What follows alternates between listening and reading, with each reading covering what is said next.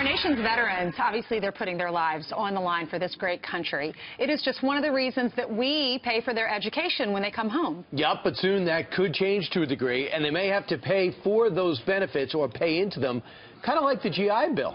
Here with Veterans Perspective is retired Staff Sergeant Johnny Joey Jones. Thanks for joining us. Good to see you.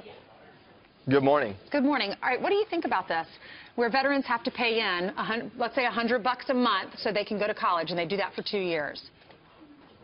Well, first off, let me say that the biggest issue, bar none, affecting our veterans today is transition. It's not just the injuries. It's not just, post-traumatic stress or physical injury. I'm an amputee. The biggest issue in our veteran community is properly transitioning. We spend 3 months teaching them to be a military service member. 6 months for a 6-month deployment is training. We do years of training for the next promotion. We spend 7 to 14 days training them to be a civilian again. That's where we need to focus. The goal here should be to help veterans transition into the civilian sector successfully, and we're not going to cut our way to a balanced budget with $2,400 on every service member that finds their way into college.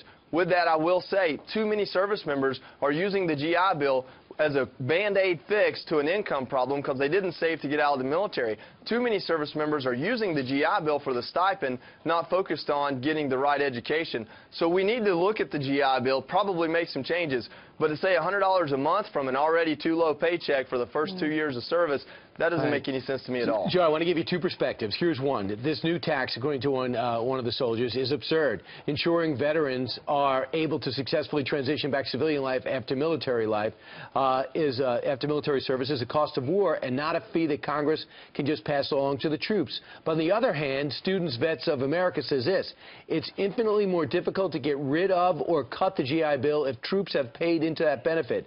This is about how we can make the GI Bill protected and buffered against budget fights for years to come. They're worried about cutbacks coming, and if they could show a fiscal responsibility before it, they'll make it impervious to the cut. I think that's the interpretation. Listen, I think it's highly irresponsible to go about this and say this is all about preserving the GI Bill. We spend more than $2,400 almost a month on some of these students in a stipend.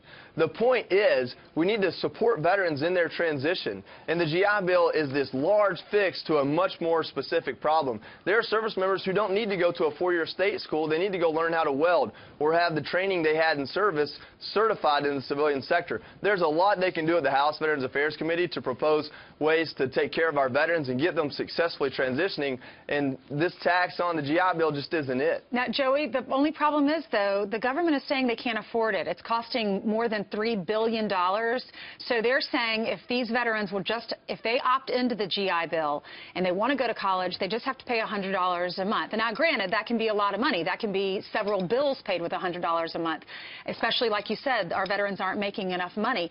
But they do make a valid point saying if you want to protect this, if you want to keep it, then you got to pay something. If you want to protect it, ensure that it's being used properly and ensure that these veterans are successful 5-10 years after they use it. Yeah. Right. You're not going to give an argument to me. We have more fraud, waste, and abuse with every other government entitlement program that may not be earned, like Social Security disability, than we'll ever spend on GI Bill recipients. I agree. So Find you're the $3 billion elsewhere and bring it to the veterans. You know, Gallup poll says 78% of veterans are satisfied with the GI Bill, 16% dissatisfied. Joey, thanks so much. Thanks, Joey. Thank you for serving our country. Absolutely. You've been through so much.